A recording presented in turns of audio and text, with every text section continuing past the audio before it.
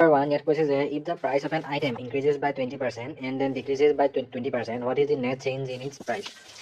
ধৰি লওঁ বস্তুটোৰ দাম আমি ধৰি লওঁ 100 rupees 100 rupees যোনটো আমাৰ ইনিচিয়েল প্ৰাইচটো আমি ধৰি লৈছোঁ 100 rupees তেনে ইয়াত কি হ'ল আমাৰ প্ৰথম আহিছে 20% ইনক্ৰিজ চ' 100ত যেতিয়া 20% ইনক্ৰিজ হ'ব মানে কিমান হ'ব 100 plus 20% increase so' 20% of 100 which will be equal to কি হ'ব 100 plus 20 by 100 into 100 which will be equal to কি 120 so new price কিমান হৈ গ'ল new price তো দিয়া হৈ গ'ল 120 ইয়াৰ পিছত আকৌ এই 120 কি হৈছে 120 আমাৰ আকৌ কিমান আহিছে ডিক্ৰিজ হৈছে বাই 20% so 120 যেতিয়া 20% ডিক্ৰিজ হৈছে so 120 পৰা যদি 20% ডিক্ৰিজ কৰোঁ so কি আহিব 120 minus 20% মানে 20 by 100 into 120 যেহেতু 120 পৰা ডিক্ৰিজ হৈছে which will be equal to কি হ'ব 120 minus 80 গ'ল 80 গ'ল so 12 into 2 কিমান হয় 24 so 120 minus 24 যদি কৰোঁ আমি কি পাম 96 যোনটো আমাৰ কি হৈ গ'ল ফাইনেল প্ৰাইচটো এটা আমাক কি দিছে what is the net percentage change in its price original price আছিলে 100 rupees final price তো হৈ গ'ল আমাৰ 96 so এতিয়া আমাৰ কিমান পাৰ্চেন্টেজ ইনক্ৰিজ বা ডিক্ৰিজ হৈছে এইটো অবভিয়াছলি যোনটো আমাৰ অৰিজিনেল প্ৰাইচ আছে তাতকৈ আমাৰ কি হৈছে কম হৈছে চ' কি হৈছে আমাৰ ডিক্ৰিজে হৈছে চ' এতিয়া আমাৰ কিমান পাৰ্চেন্টেজ ডিক্ৰিজ হৈছে আমি সেইটো এবাৰ কেলকুলেট কৰিব লাগিব চ' এইটো কেনেকৈ কৰিম আমি এইটো কি কৰিম initial price minus final price আৰু কাৰ লগত কম্পেয়াৰ কৰিম সেইটো আমাৰ যোনটো ইনিচিয়েল প্ৰাইচ আছিল 100 তাৰ লগত কম্পেয়াৰ কৰিম চ' কি হ'ল 100 মাইনাছ 96 যদি কৰোঁ কি আহিলে 4/100 4/100 মানে কি 4% চ' আমাৰ এতিয়া কিমান পাৰ্চেন্টেজ ডিক্ৰিজ হৈছে 4% decrease so' option number C will be the correct answer next question question number 2 algebra question হয় easy হয় 3 into x minus 2 is equal to 2 into x plus 3 so এইটো কি হ'ব দিয়া প্ৰথম যদি ব্ৰেকেটটো খোলো 3 into x minus 3 into কি হ'ব 6 is equal to 2 into x plus 3 into 2 6 এতিয়া আমি x গিটা x সাইডে লৈ নিম আৰু নিউমেৰিকেল গিটা হেৰি সাইডে লৈ যাম so 3x ইয়াত plus 2x আছে so যদি লেফট হ্যান্ড সাইডে গুচি আহে কি হ'ব minus 2x ইয়াত 6 আছে so লেফট হ্যান্ড সাইডে যদি minus 6 আছে ৰাইট হ্যান্ড সাইডে গ'লে হ'ব plus 6 which will be equal to কি 12 3x minus 2x মানে কি x so x is equal to কি 12 so option number B will be the correct answer next question number 3 it is geometry question হয় ইয়াত সুধিছে what is the sum of the interior angle of a hexagon এটা hexagon মানে কি hexagon এটা polygon হয় যাৰ আমাৰ সাইড কেইটা আছে 6টা সাইড আছে পেন্টাগন মানে 5টা hexagon মানে 6টা সো এতিয়া কোনো এটা পলিগনৰ n সাইডেড পলিগনৰ তাৰ ইন্টেৰিয়ৰ এংগলৰ সামটো কেনেকৈ উলিয়াই হেতু ফৰ্মুলাটা আছে ফৰ্মুলাটো হ'ল n - 2 * 180 ডিগ্ৰী যদি এটো কৰো n এর ভ্যালু কি হয় এতিয়া নাম্বার অফ সাইড কি হ'ব 6 হ'ব যেহেতু হেক্সাগন হয় সো 6 - 2 * 180 সো 6 - 2 কৰিলে আমি পাম 4 4 * 180 4 * 18 মানে কি 72 so 720 degree so from the option কি হ'ব option number A will be the correct answer এতিয়া ইয়াতে যদি আমাৰ এটা কোৱেশ্চন ফৰ্ম হ'ব পাৰে হেতু হ'ল যে what is the sum of the interior angle of A octagon হেতু কি হ'ব এতিয়া অক্টাগন মানে কি হয় অক্টাগন মানে হৈছে আমাৰ 8 সাইড সো n - 2 যদি কৰো n - 2 * 180 so n মানে কি 8 so 8 - 2 * 180 মানে 6 * 180 6 * 180 কৰিলে কি হ'ব 6 * 18 কৰচোন 18 6 are 108 পিছফালে 0 আছে so 1080 ডিগ্ৰী তেনেকে আমাৰ যদি হৰে what is the sum of the interior angle of a decagon হেতু কি হ'ব কাইন্ডলি আপোনালোকে জনাব next question ratio and proportion হয় ইয়াত কৈছে যে if the ratio of two number is 3:5 and their difference is 16 what is the larger number ধৰি লওঁ কমন ফ্যাক্টৰটো আমি যদি k বুলি ধৰো তেনে আমাৰ নাম্বাৰ কিটা কি হ'ব ফাৰ্স্ট নাম্বাৰটো হ'ব 3k আৰু সেকেন্ড নাম্বাৰটো হ'ব 5k এতিয়া আমাক কৈছে যে হেই দুটা নাম্বাৰৰ ডিফাৰেন্সটো কি হয় 16 বুলি কৈছে সো কমন ফ্যাক্টৰটো k হয় আৰু এটা নাম্বাৰ হয় 3k নেক্সট হয় 5k সো অবভিয়াসলি 5k টো কি হ'ব ডাঙৰ হ'ব এতিয়া তেহেতৰ কি উলিয়াব লাগে আমাৰ difference so 5k minus 3k যদি কৰো আমি কি পাম 16 পাম ইয়াত দিয়া আছে 16 so 5k minus 3k is equal to 16 so 5k minus 3k মানে হৈছে 2k is equal to 16 so k is equal to কি 16/2 মানে 8 so এতিয়া নাম্বাৰ কিটা কি হয় প্ৰথমটো হ'ল 3 * 8 which will be equal to কি হ'ব 18 3 যা কিমান 24 নেক্সট হ'ল আমাৰ 5 * 8 which is equal to কি হয় 40 এতিয়া আমাৰ কি দিছে what is the larger number so larger number কি হয় 40 so from the option number a will be the correct answer next question is time and worker হয় time and worker ইয়াত কৈছে যে if worker A can complete a task in 12 days and worker B can do it in 18 days how many days will they take to complete the work together ইয়াত এটা আমাৰ common বস্তুটা আছে work and time এটা common formula যদি মনত থয় হেতু হৈছে যে efficiency is equal to কি হয় total work by total time আৰু total work টো কেনেকৈ উলিয়াম ইন্ডিভিজুয়ালি যিমান টাইম লাগে তাৰ আমি কি উলিয়াম LCM তাৰ যদি LCM টো উলিয়াম আমি কি পাই যাম total সো LCM গিটা আমাক কি দিব total work টো দিব বা আমি LCM নুলিয়ায়ো আমি এইটো হেৰি টোটেল ৱৰ্কটো আমি সদায় 1 বুলি যদি কনচিডাৰ কৰোঁ সেইটো কৰিলে হ'ব আমি ধৰি লওঁ যে টোটেল ৱৰ্কটো হ'ল 1 তেনে আমাৰ এৰ যোনটো এফিচিয়েঞ্চি সেইটো আমি কেনেকৈ উলিয়াম total work by total time আমি এতিয়া টোটেল ৱৰ্কটো কি বুলি কনচিডাৰ কৰিছোঁ 1 বুলি চ' 1 বাই টোটেল টাইম কিমান লাগিলে 12 ডেজ চ' এতিয়া এফিচিয়েঞ্চি অফ এ কি হ'ল 12 ঠিক একেইদৰে আমাৰ এফিচিয়েঞ্চি অফ বি কি হ'ব টোটেল ৱৰ্ক মানে 1 বাই টোটেল টাইম কিমান লাগিলে 18 ডেজ চ' আমি এফিচিয়েঞ্চি অফ বি কি পালোঁ 1 বাই 18 এতিয়া যিহেতু তেহেঁতি এতিয়া একেলগে কাম কৰিব লাগিব চ' তেওঁলোকৰ যোনটো এফিচিয়েঞ্চি সেইটো কি হ'ব এতিয়া প্লাছ হ'ব মানে combine efficiency of A plus B যদি উলিয়াওঁ তেনে কি হ'ব এতিয়া আমাৰ efficiency of A plus efficiency of B which is equal to কি 1 বাই 12 প্লাছ 1 বাই 18 12 আৰু 18ৰ এলচিএম কিমান হয় 36 12 3 টাইমছ আৰু 18 2 টাইমছ মানে 5 বাই 36 চ' এতিয়া efficiency of A plus B আমি কি পালোঁ 5 by 36 which is equal to কি টোটেল ৱৰ্ক এইটো ফৰ্মুলা মতে total work by total time of A plus B আমাক ইয়াত কি ফাইন কৰিব লাগে কুৱেশ্যনটোত আমাক ফাইন কৰিব লাগে how many days will they take to complete the work together মানে আমাক এই টোটেল টাইমটো আমাক ফাইন কৰিব লাগে আমাৰ এতিয়া টোটেল ৱৰ্কটো আমি কি বুলি কনচিডাৰ কৰিছিলোঁ অলৰেডি 1 বুলি কনচিডাৰ কৰি থৈ আছে চ' এতিয়া আমাৰ কি হ'ব 5 by 36 is equal to 1 by total time of A plus B which is equal to কি হ'ব total time of a plus b is equal to কি হ'ব 1 into 36 by 5 so 5 as 36 of কেইবাৰ যায় 5 7 are 35 then 10 7.2 days so option number b will be the correct answer next question আমাৰ এইটো হেৰি probability পাৰ্টৰ হয় ইয়াত কৈছে যে a fair coin is tossed 3 times what is the probability of getting exactly 2 head এতিয়া এইটো আমাৰ probability ফৰ্মুলাটো মানে কি হ'ব which will be equal to কি হয় আমাক কি সুধিছে এতিয়া এক্সেক্টলি দুটা হেড অহাৰ probability কিমান সেইটো সুধিছে চ' আমি কি লিখিম ইয়াত লিখিম যে number of ways to get to head by কি হ'ব total number of outcome OUTCOMEX এটা আমাৰ ফৰ্মুলা হয় এতিয়া কইন এটা আমাৰ কি হৈছে 3বাৰ টছ কৰিছে চ' প্ৰথমবাৰ যদি টছ কৰে কি আহিব ইডাৰ হেড আহিব নহ'লে টেল আহিব আকৌ নেক্সট টাইম যদি টছ কৰে ইয়াৰ পৰা কি আহিব হয় ইয়াত হেড আহিব ইয়াত টেল আহিব নহ'লে ইয়াত হেড আহিব ইয়াত টেল আহিব আকৌ আমাৰ কি হ'ল এতিয়া থাৰ্ড টাইম টছ কৰিলে চ' ইয়াৰ পৰা আকৌ দুটা আউটকাম আহিব হেড টেল ইয়াৰ পৰা আকৌ দুটা আউটকাম আহিব হেড টেল ইয়াৰ পৰা একে হেড টেল চ' ইয়াৰ পৰা আহিলে আমাৰ হেড টেল চ' এতিয়া টোটেল আউটকাম কিমান আহিলে প্ৰথম আহিলে আমাৰ হেড প্ৰথম আহিলে আমাৰ হেড নেক্সট আমাৰ কি আহিব হেড টেল নেক্সট আমাৰ আহিলে হেড টেল নেক্সট আমাৰ কি আহিব হেড টেল হেড এইটো আহিব হেড টেল হেড চ' হেড টেল হেড নেক্সট আমাৰ কি আহিব হেড টেল চ' হেড টেল ঠিক একেদৰে টেল হেড দেন আমাৰ আহিলে টেল হেড দেন আমাৰ আহিব টেল হেড নেক্সট আহিব আমাৰ টেল চ' এতিয়া আমাৰ টোটেল আউটকাম কেইটা আহিলে 1 2 3 4 5 6 7 8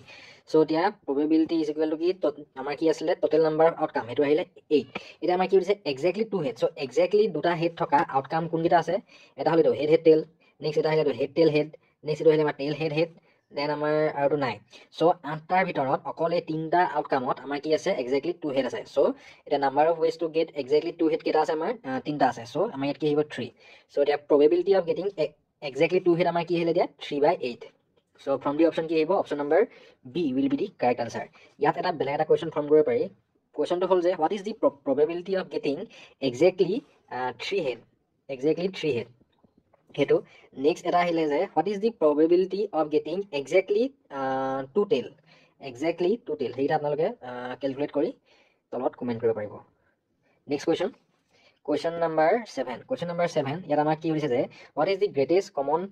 divisor GCD of 48 and 180 এটা greatest common divisor টো কেনেকৈ উলিয়াম প্ৰথম আমি কি কৰিব লাগিব এই নাম্বাৰ কেইটা আমি প্ৰাইম ফেক্টৰাইজেশ্যন কৰিব লাগিব চ' 48 ক আমি এটা কি কৰিব লাগিব প্ৰাইম ফেক্টৰাইজেশ্যন চ' একেবাৰে স্মলেষ্ট যোনটো প্ৰাইম নাম্বাৰ সেইটো কৰিম 2 চ' 2 এ কৰিলে 2 2 যা 4 2 4 যা 8 দেন আকৌ 2 এ কৰিলে 2 12 যা 24 2 6 যা 12 2 3 যা 6 দেন এগেইন এইফালে 180 2 এ কৰিলে 290 বাৰ দেন 2 এ কৰিলে 245 2 এ 45ক নেযায় নেক্সট যোনটো প্ৰাইম নাম্বাৰ 3 এ কৰিব লাগিব 3 এ কৰিলে 315 জাৰ দেন আকৌ 3 5 জাৰ আৰু 5ক 5 1 জাৰ চ' এতিয়া আমাৰ যদি 48 টো আমি যে প্ৰাইম ফেক্টৰাইজেশ্যন কৰিলোঁ আমি কি পালোঁ 2 into 2 into 2 into 2 into 3 আৰু 180 টো আমি কি পালোঁ 2 into 2 into 3 into 3 into 5 এতিয়া আমাৰ যিহেতু গ্ৰেটেষ্ট কমন ডিভাইজৰ GCD টো সুধিছে তাৰ কাৰণে আমি প্ৰথম প্ৰাইম ফেক্টৰাইজেশ্যন কৰিম তাৰ পৰা কি কৰিম আমি এই প্ৰাইম ফেক্টৰাইজেশ্যনৰ কমন মাল্টিপল ল'ম চ' ইয়াত আমাৰ এটাটো কমন এটাটো এটাটো কমন নেক্সট আৰু 2 আছে নি ইয়াত 2 নাই নেক্সট আমাৰ ইয়াত এটা 3 আছে ইয়াত এটা 3 আছে সো আমি সেই কমন গিটা আমি বাহিৰ লৈ আনিম so 2 common into 2 into 3 which will be equal to কি হ'ব 2 to the 4 4 to the 12 so আমাৰ যোনটো জিসিডি আমি কি পালো 12 option number B will be the correct answer next question number 8 এটা আমাৰ সিম্পল ইন্টাৰেস্ট হয় ইজি ইয়াত আমাৰ কৈছে যে what is the simple interest on rupees 1200 so 1200 to কি হয় 1200 to ইয়াত আমাৰ প্ৰিন্সিপাল হয় আৰু টাইমটো কিমান কৈছে 3 years টাইম আৰু এনুৱেল ৰেট অফ 5% এটা অলপ ভালকে চাব লাগে ইয়াত কেতিয়াবা আমাৰ হাফ ইয়াৰলি বুলি দিয়া থাকে ইয়াত যে আমাৰ কি কৈছে এটো আমাৰ এনুৱেল ৰেট বুলি কৈছে সো কিমান হয় ৰেটটো 5% আমি গম পাও যে সিম্পল ইন্টাৰেস্টৰ ফৰ্মুলাটো কি হয় p into r into t by 100 so এটা প্ৰিন্সিপালটো কি হয় 1200 সো 1200 into ৰেট কি হয় 5 into টাইম কি হয় 3 by 100 0000 গল সো 12 5 যায় কিমান 60 60 into 3 মানে কি হল 180 rupees 180 rupees এটো হল আমাৰ সিম্পল ইন্টারেস্ট এটা ইয়াত যদি হতে what is the amount এটা এমাউন্টটো কি হ'ব এমাউন্টটো হ'ব আমাৰ যোনটো প্ৰিন্সিপাল আছিল প্লাস আমি কি কৰিব লাগিব সিম্পল ইন্টাৰেস্ট সো প্ৰিন্সিপালটো কিমান আছিল 1200 plus 180 এটা 1200 plus 180 কৰিলে কিমান হ'ব এটো আহিলে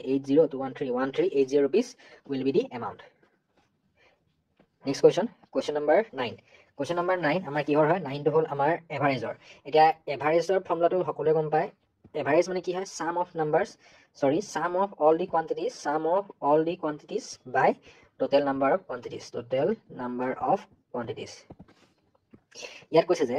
the average of 5 number is 16 so average কিমান কৈছে 16 প্ৰথম আমি লিখিম sum of 5 number হে নাম্বাৰ কেইটা কি হয় আমি গম নাপাওঁ ধৰি লওঁ এতিয়া sum of 5 number by total number of quantities মানে total number কেইটা আছে by 5 is equal to কি হয় 16 হয় so sum টো কি হ'ব দিয়া sum of the 5 number কি হ'ব 16 into 5 এটা 16 5 যায় কিমান 80 so sum of 5 number হ'ল 80 next কৈছে যে if one of the number is removed and the average of the remaining 4 becomes 15 so এটা নাম্বাৰ আমাৰ কি কৰিলে তাপা ৰিমুভ কৰি দিলে so এতিয়া আমাৰ সাথে নাম্বাৰ কেটা থাকি লাগে 4টা নাম্বাৰ থাকি লাগে আৰু সেই 4টা নাম্বাৰৰ যোনটো এভাৰেজ হেতু কি বুলি কৈছে আমাৰ 15 বুলি কৈছে so sum of 4 number by যোনটো average by total number of quantities মানে 4টা নাম্বাৰ is equal to কি হয় 15 বুলি কৈছে so sum of 4 number কি হ'ব 15 into 4 so 15 4 যায় কিমান 60 এটা আমি কি পালো প্ৰথম আমি পালো যে 5টা নাম্বাৰৰ সাম কৰি আমি কি পালো 80 পালো আকৌ তাৰে প্ৰথম 4টা নাম্বাৰ প্লাস কৰি আমি কি পালো 60 পালো এটা সো ইয়াৰ পৰা যদি এইটো মাইনাস কৰি দিও আমি এটা কি পাই যাম আমি হে 5 নম্বৰটো মানে 5 নম্বৰ থকা যোনটো নাম্বাৰ তাৰ ভ্যালুটো আমি পাই যাম সো কি হ'ব দিয়া sum of 5 number minus sum of 4 number which is equal to কি 80 minus 60 মানে কিমান হ'ব 20 সো হে 5 নম্বৰ যোনটো নাম্বাৰ হেতু কি হয় 20 so option number A will be the correct answer next question number 10 এটা আমাৰ mixer and solutioner হয় ইয়াত কৈছে যে a solution contains 30% acid so এটা সলিউশনত মানে এটা সলিউশন ধৰিলো 1 লিটাৰ যদি সলিউশনটা আছে তাৰ কি হয় আমাৰ 30% টো কি হয় এসিড হয় বাকি 70% ধৰিলো কি হয় ওয়াটাৰ হয় so 30% যদি এসিড হয় তেনে 1 লিটাৰত আমাৰ কিমান এসিড আছে 0.3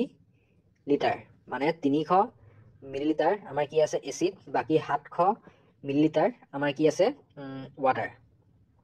এটা আমাক কৈছে যে how much water must be added to 20 liters of this solution so solution টো এতিয়া কিমান আছে বুলি কৈছে 20 লিটাৰ so 20 লিটাৰ যদি সলিউশন আছে হে 20 লিটাৰ সলিউশনত 30% কি হ'ব so 20 into 30 by 100 হেতু যি কৰো আমি কি পাম 60 0000 গুছি গল আমি কি পাম 6 লিটাৰ মানে 20 লিটাৰৰ যদি 30% লিয়া আমি কি পালো 6 লিটাৰ so 20 লিটাৰত আমাৰ 6 লিটাৰ কি সোমাই আছে 6 লিটাৰ আমাৰ সোমাই আছে এসিড বাকি আমাৰ 14 লিটাৰ মানে 20 minus 6 কি পালো আমি 14 লিটাৰ আমাৰ 14 লিটাৰ কি হয় 14 লিটাৰ আমাৰ ওয়াটাৰ হয় এতিয়া আমাক সুধিছে যে আৰু কিমান ওয়াটাৰ এড কৰিব লাগিব যাতে এই এসিডটো আমাৰ যেটো 30% আছিল হে 30% বা কম হয় আমাৰ কিমান হবহি লাগিব 20% ধৰি লওঁ এতিয়া আমাৰ অৰিজিনালি এই 20 লিটাৰ সলিউশনত আমাৰ এক্সট্ৰা x লিটাৰ পানী এড কৰি দিলে x লিটাৰ পানী এড কৰি দিয়াত আমাৰ সলিউশনটো 30% পৰা কিমান হৈ গল 20% হৈ গল কিন্তু হে x লিটাৰ যেতিয়া এড কৰিলে x লিটাৰ এড কৰোতে আমাৰ সলিউশনটো 20 লিটাৰ সলিউশনটো কিমান হলগে বাহি গৈ 20 plus x লিটাৰ হৈ গলগে 20 plus x লিটাৰ হৈ গলগে সো তাৰে আমাৰ যোনটো এসিড কিমান আছে 6 লিটাৰ আছে সো এতিয়া ফাইনালি হেতু এসিড 30% পৰা হৈ গৈ কি আমাৰ কিমান হলগে 20% হলগে সো 6 বাই যদি মানে percentage to আমি কেনেকে উলিয়াও quantity of acid by total quantity of solution solution. So এতিয়া আমাৰ quantity of acid কি আছে যেহেতু আমি আৰ acid add কৰাই নাই অকল পানীহে add কৰিছো so originally যেহেতু 6 লিটাৰ আছে so final solutionটো আমাৰ 6 লিটাৰই আছে আৰু এতিয়া কিন্তু বাকি আমি যেহেতু পানী add কৰিলো so এতিয়া total overall আমাৰ quantityটো বাঢ়ি গৈ কিমান হ'লগে 20 plus x which is equal to কি আমাৰ 20% বুলি কৈছে so which is equal to 20 by 100 আমি এটা সলভ কৰিব লাগিব so 6 by 20 plus x is equal to 20 by 100 এটা যদি সলভ কৰো সলভ কৰিলে এটা হল আমাৰ 0 0 গল এটা হলে 60 is equal to 2 to 40 plus 2x so x is equal to কি 60 minus 40 কৰিলে আমি পাওঁ 20 so 20 by 2 which is equal to কি 10 liter so আমি সেই 20 লিটাৰ সলিউশনত যদি আমি 10 লিটাৰ পানী এড কৰি দিও আমাৰ অৰিজিনালি এসিডৰ কনসেন্ট্ৰেশন যোনটো 30% আছিল হেটো কমি গৈ আমাৰ কিমান হবগে 20% হবগে so from the option number A will be the correct answer next question number 11 question number 11 টো আমাৰ কি হয় কম্পাউণ্ড ইন্টাৰেষ্টৰ হয় ইজি কম্পাউণ্ড ইন্টাৰেষ্টৰ ফৰ্মুলাটো কি আছিল compound interest is equal to compound ইন্টাৰেষ্টৰ যোনটো এমাউণ্ট তাৰহে আছে হেটো এমাউণ্টৰ ফৰ্মুলাটো হ'ল principal into 1 plus rate by 100 to the power time taken so আমাৰ এতিয়া ইয়াত প্ৰিন্সিপাল কিমান 1000 টাইম কিমান 3 years আৰু annual rate of interest কিমান 10% so amount টো কি হ'ব প্ৰিন্সিপাল আহিলে 1000 1 plus rate টো কিমান হয় 10 by 100 into time কিমান 3 so 1000 plus 100 plus 10 কৰিলে এটো আহিলে আমাৰ 100 plus 10 মানে 110 by 100 it is very good whole cube মানে 1000 into 11 into 11 into 11 by 10 into 10 into 10 0 whole cube asile so it is 0 0 goal it is 0 0 goal it is 0 it is 0 goal এটা 11 into 11 into 11 মানে কি আহিলে আমাৰ 11 cube এটা যদি 11 cube কৰো আমি কি পাম 1331 which is equal to কি হয় আমাৰ amount হয় আমাক কিন্তু ইয়াত কি হৈছে আমাক হৈছে compound interest so এটা compound interest কেনেকৈ উলিয়াও আমি গম পাও amount is equal to কি হয় principal plus interest so interest is equal to কি হ'ব এতিয়া amount minus principal amount কি পালো আমি 1331 minus principal কি হ'ব 1000 so which is equal to কি 331 from the option number B will be the correct answer next question এটা আমাৰ স্পিড এন্ড ডিসটেন্সৰ পৰা আমাৰ কি ফাইন্ড কৰিব লাগে এভাৰেজ স্পিড প্ৰথম কৈছে যে a car travels 120 kilometre at 60 kilometre per hour আৰু নেক্সট 240 কিলোমিটাৰ কভাৰ কৰিলে 80 কিলোমিটাৰ পাৰ আৱাৰত এতিয়া আমাক কি সুধিছে what is the average speed এতিয়া এভাৰেজ স্পিডৰ ফৰ্মুলাটো কি হয় total distance covered by total time taken এটা টোটেল ডিসটেন্স কিমান কভাৰ কৰিলে 120 প্লাস 240 মানে এটো আহিলে 120 প্লাস 240 সো 456 213 360 কিলোমিটাৰ কভাৰ কৰিলে নেক্সট আমাৰ কি ফাইন্ড কৰিব লাগে টোটেল টাইম টেকেন আমি গম পাওঁ স্পিড ইজ ইকুৱেল টু কি হয় distance by time so time is equal to কি হৈ যাব ডিসটেন্স বাই স্পিড প্ৰথম কিমান 120 কিলোমিটাৰ কভাৰ কৰিলে 60 কিলোমিটাৰ পাৰ আৱাৰ স্পিডত সো ডিসটেন্সটো কিমান হয় 120 বাই স্পিড কিমান হয় 60 which will be equal to কি 2 আৱাৰ next আকৌ 240 কিলোমিটাৰ হেৰি কভাৰ কৰিবলৈ টাইম কিমান লাগিলে আমাৰ 240 বাই 80 which will be equal to কিমান হ'ব 3 hours so total time কিমান লাগিলে আমাৰ এতিয়া 3 plus 2 মানে 5 hours so এতিয়া এভাৰেজ স্পিডটো কি হ'ব total distance covered মানে 360 by total time taken কিমান আহিলে 5 so 360 by যদি 5 কৰো আমি কি পাম 5 এ কৰিলে 5 7 jar 35 10 5 to the 10 মানে 72 kilometre per hour so from the option কোনটো option number C will be the correct answer next question number 13 এটা কি work and timer হয় ইয়াত কৈছে যে 5 workers can complete a task in 12 days পাঁচটা workerে কাম এটা শেষ কৰিব পাৰে 12 daysত so পাঁচটা workerে যদি কাম এটা যদি 12 দিনত শেষ কৰিব পাৰে তেনেহলে তাৰ আমাৰ total workটো কিমান হ'ব total workটো হ'ব আমাৰ কিমান 5 into 12 so 12 5 কিমান হয় 60 next আমাৰ কি দিছে যে how many days will 8 worker take to complete the same task assuming all the worker work at the same rate যদি সব workerer যোনটো আমাৰ কাম কৰাৰ যোনটো ক্যাপাসিটি হেটো যে একেই হয় তেনে 8টা workerে হে সেম workটো কিমান দিনত শেষ কৰিব পাৰিব হেটো আমি কেনেকৈ উলিয়াম এই 60 আমি 8 দি divide কৰি দিম which will be equal to কি হ'ব 7.5 days so from the option number B will be the correct answer next question number 14 এটো আমাৰ arithmetic progression হয় ইয়াত আমাক সুধিছে যে find the sum of the first 10 number of the arithmetic sequence আমাৰ এটা sequence টা দিয়া আছে ইয়াত যদি আমি ভালদৰে মন কৰো first time যোনটো আমি কি হেদি ডিনোট কৰো a দি আৰু যোনটো ডিফাৰেন্সত আমি যে ডিফাৰেন্সটো লিয়া চাও ইয়াত কি আছে আমাৰ ডিফাৰেন্সটো +4 কে আছে সো তেনেকৈ যদি যাও তেনেহলে হে প্ৰথম 10টা নাম্বাৰৰ যদি আমি যদি প্লাস কৰো তাৰ ভ্যালুটো কি আহিব হেয়া হৈছে হেতু লিয়াব হলে আমাৰ এটা ফৰ্মুলা আছে হেতু হল sum of n terms is equal to কি হয় n by 2 into twice a plus n minus 1 into d. So n by 2 কি হয়, n মানে হল আমাৰ total number of terms, আমাৰ ইয়াৰ কিমান দিয়া আছে 10. So 10 by 2 into twice a মানে 2 into first term, a আমাৰ a মানে হৈছে first term, ইয়াত আমাৰ first term কি হয় 3. So 2 into 3 plus n মানে কি হয় 10 minus 1 into d. d মানে কি হ'ল আমাৰ common difference. আমাৰ এটা common difference কি হয় মানে নাম্বাৰ কেইটাৰ মাজত আমাৰ common এটা নাম্বাৰ পাওঁ, আমি যদি মাইনাছ কৰোঁ সেইটো কি হয় আমাৰ 4 হয়. So into 4 যদি এইটো কৰোঁ 2 5 jar 10. So 5 into 3 to the 6 plus 10 minus 1 হ'ল 9, 9 into 4. So 5 into 6 plus 9 for the কিমান 36. মানে আমাৰ কি হ'লে 5 into 42 which will be equal to কি হয় 210. So from the option কোনটো হ'ব এতিয়া, আমাৰ option number B will be the correct answer. Next question আমাৰ একেইটা আমাৰ হেৰি probability পাৰ্টৰ হয়, কিন্তু আমাৰ ইয়াত যোনটো question হয় আমাৰ এটা কাৰ্ডৰ হয়. So এটা কাৰ্ডৰ এটা পেকেটত আমাৰ অল টোটেল কাৰ্ড কেইখন থাকে, আমাৰ অল টোটেল কাৰ্ড থাকে আমাৰ 52 খন, আৰু সেই 52 খন কাৰ্ড আমাৰ 4টা ভাগত ভাগ কৰা হয়. সেই ভাগটো হ'ল প্ৰথম হৈছে হাৰ্ট, নেক্সট হৈছে আমাৰ ডায়মণ্ড, নেক্সট হৈছে আমাৰ ক্লাব আৰু স্পেড, আৰু এই 4টা ভাগ আমাৰ সমানে ভাগ কৰা হয়. আৰু চ' আমাৰ হাৰ্টৰ কাৰ্ড কেইখন থাকে, হাৰ্টৰ কাৰ্ড থাকে আমাৰ 13খন, ঠিক একেইদৰে ডায়মণ্ডৰ কাৰ্ড থাকে 13খন, ক্লাবৰ কাৰ্ড থাকে 13খন, আৰু স্পেডৰ কাৰ্ড থাকে 13খন. আৰু তাৰপিছত এই 13খনকে যে গ্ৰুপিং কৰিলো, ইয়াতো আমাৰ ভাগ থাকে. ভাগটো হ'ল যে এই 13খন কাৰ্ডত আমাৰ 9খন কাৰ্ড আমাৰ কি হয় নাম্বাৰ্ড কাৰ্ড হয়, তাত আমাৰ নাম্বাৰ থাকে. নেক্সট আমাৰ কি থাকে ফেচ কাৰ্ড থাকে 3খন. সেই ফেচ কাৰ্ড কি হয়, প্ৰথম থাকে জেক, তাৰপৰা থাকে কুইন, তাৰপৰা থাকে কিং, আৰু লাষ্ট কাৰ্ডটা থাকে, সেই লাষ্ট কাৰ্ডটো হ'ল আমাৰ এছ. চ' আমাৰ অল টোটেল কিমান আহিলেগে 13. ঠিক একেদৰে আমাৰ ডায়মণ্ড কাৰ্ডখিনিতো একেই, আমাৰ এনেকৈ 9খন নাম্বাৰ্ড কাৰ্ড থাকে, তাৰপৰা জেক, কুইন, কিং আৰু এছ থাকে, ইয়াতো একেই ইয়াতো একেই. চ' আমাৰ এতিয়া টোটেল কাৰ্ড কিমান আহিছে 52. আমাক এতিয়া কি সুধিছে, what is the probability that the card drawn is either a heart or a king. চ' আমি যদি কাৰ্ড এখন যদি টানো, সেই কাৰ্ডখন যে আমাৰ ইডাৰ হয় হাৰ্ট নহ'লে যে কিং হ'ব, তাৰ আমাৰ হেৰি প্ৰবেবিলিটি কিমান সেয়া সুধিছে. চ' আমি অলৰেডি ডিছকাছ কৰি আহিলোঁ প্ৰবেবিলিটিৰ যোনটো ফৰ্মুলা, সেইটো কি হয়, প্ৰথম আমি লিখিম টোটেল নাম্বাৰ অফ কি আউটকাম, টোটেল কিমান আউটকাম আহিব বাই নাম্বাৰ অফ ফেভৰেবল আউটকাম. এতিয়া আমাৰ কি হৈছে, হয় হাৰ্ট হ'ব লাগিব নহ'লে আমাৰ কি হ'ব লাগিব কিং হ'ব লাগিব. চ' হাৰ্ট যেতিয়া আছে, চ' হাৰ্টৰ অল টোটেল আউটকাম কেইটা আছে 13টা 13. তাৰপৰা নেক্সট কি কৈছে অৰ এ কিং, আৰু এতিয়া নেক্সট আমাৰ এনে কিং কাৰ্ড কেইখন আছে, কিং কাৰ্ড আমাৰ আছে হাৰ্টত আছে এটা, ডায়মণ্ডত এটা, ক্লাবত এটা আৰু স্পেডত এটা. চ' আমাৰ অল টোটেল আমাৰ কিং কাৰ্ড